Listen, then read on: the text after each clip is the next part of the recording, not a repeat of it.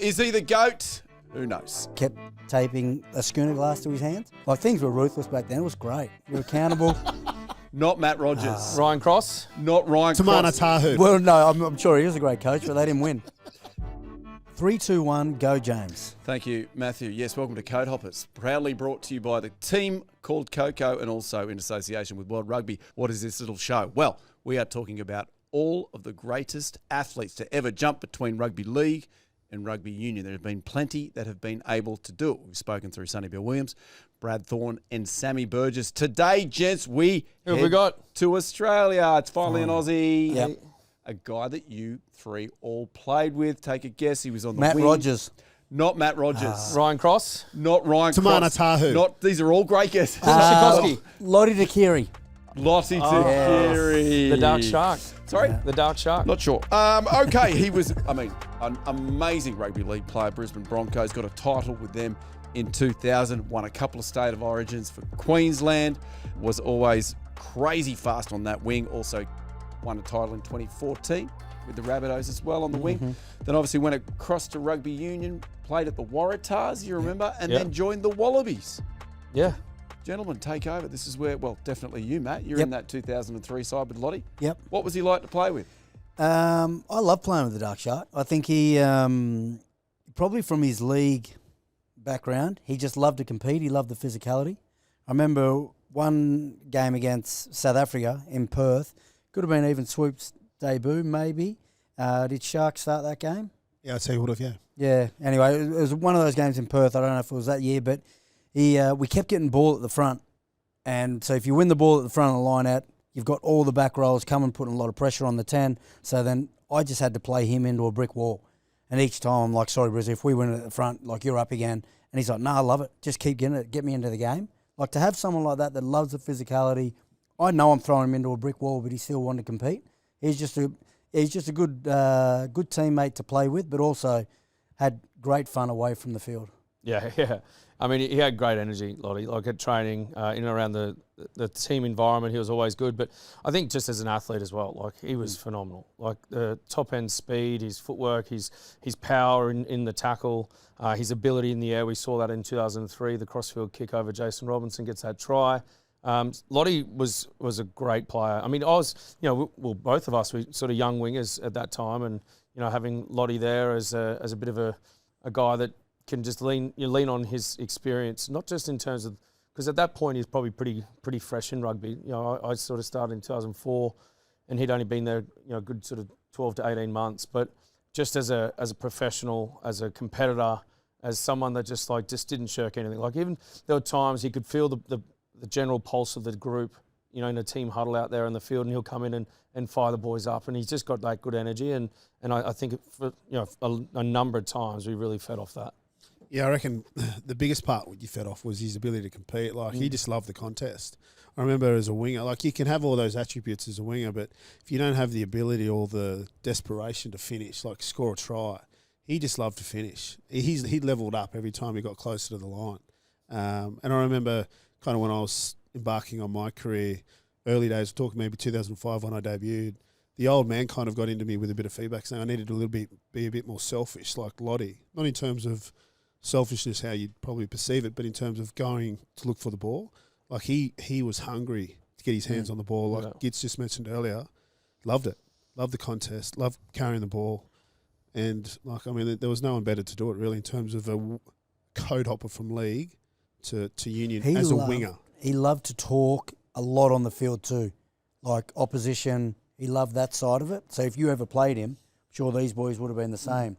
He'd just rip into you, where it's almost like he's forgotten that you were mates. Like, when you get out there on the field, like, he'd get nasty. Yeah, there was one time where I was ripping into Kurtley Beale one time, Waratahs versus the Force. And I was asking Kurtley if he forgot to bring his shoulders across the nullarbor, because I ran through him for a try. And Lottie came from the far wing and just had his back and just went at me real hard. Like, he's like, I won't say it. Like, basically, like, he had Kurtley's back and absolutely, and we're, Lottie and I were really quite tight. And he just really went me that game. And I was like, okay. I love hearing that. Now, he played 67 times for the Wallabies, 30 tries. One was particularly memorable, Matt. Do you want to talk through this one? Is that the 03 World Cup final? Yeah. So we obviously had a game plan. where Jason Robinson is not the biggest in the backfield as far as stature, so we're going to put high balls on him. Know that Lotte's great in the air, and he's also a big game player. Like Lote, I found the bigger the game, the more he was up for it, whereas trial matches and whatever, you couldn't really get too much out of him. But yeah, crossfield kick, Lote up, scored, first try for World Cup. We're thinking this is going to be easy. We'll just do that again. Didn't get another opportunity. So, yeah, he's just a big game player. And like I say, he brings that energy. He loves to compete, which makes you compete more. Like you feel like, oh, I've really got to match his energy and rip in as well. So one of the most memorable moments for Lote, I don't know if you were playing at the Waratahs at the time, anybody, but with Sam Norton-Knight. Oh, yeah. No, we were playing the Force against him. Yeah, we're in the opposition to him. We at played that that game. And so I actually don't remember what happened. He shoved his own player. So I was actually coming out of the 22 and I kicked it, didn't find touch. And then they got a penalty. And I think if they got the penalty and kicked for goal, they could have won if they were successful in that kick. But Sam Norton-Knight took a quick tap, ran and put a chip over. We caught the ball, kicked it out, game done. Right? And Sam Norton-Knight absolutely sprayed me when I shanked my kick. And so he went down and put the little chip over and went out and whatever. And as he was, this is not my proudest moment, but he was on the ground and I walked over and just stood on his hand. I said, well done, mate. And then basically Lottie's come and picked him up and just shoved him. And just like they had that little moment there just to say, mate, what are you thinking? Like we had a chance to win it and you've just gone out on your own. And you know, we've lost the match. And a little bit like J.R. Smith, LeBron. Yes. You know, that one. Like Lote was caught up in the competitiveness, pushed him. It made for a very awkward handshake afterwards when you're going around shaking everyone, and those two were still kind of. Yeah. Oh wow! I think since then, Lote talking about it, he does regret that. However, it's just I guess. Yeah, it's a spur of the moment thing. It's a spur of the moment, but a sign of just how competitive he was. You know, like he was all about team. I mean, you spoke about iconic players or iconic Codehoppers. I think you mentioned SBW being iconic. I think Lote, you know, in terms of what he achieved in the game, the amount of tries he scored, his ability to compete, and also the dreadlocks, his stature, presence. I used to run a hairdresser on Wallaby camp. Lote wouldn't let me touch his dreadlocks, but I always had to shave his back and his shoulders. He's very hairy. Yeah, he is incredibly hairy. Yeah, so I'd whip up the boys' hair, but Lote would just come in for a little back and shoulders. That's fantastic. Yeah. What a wonderful memory. Another memory, he actually, speaking of Sam Norton-Knight, he knocked me out. I went to put a tackle on him in Force and got knocked out. I was doing the thriller dance like that, and Lottie's came over and he's rolled me onto my side. So he was playing for the Waratahs, but he still showed that compassion. He got in a lot of trouble. You're not supposed to touch anyone. Like he didn't support my neck at all. So maybe he was trying to break my neck. Now that I think about it. Yeah. Lote, what are you terrible doing? Person.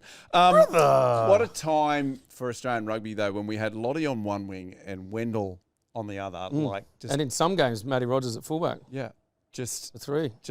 Well, that was the World Cup final. Oh yeah, those three. Yeah. Actually, Matt Rogers after the World Cup final because his hands let him down a little bit in that 2003. So when we were having our team drinks afterwards, everyone kept taping a schooner glass to his hands, and then we just filled the beer up each time.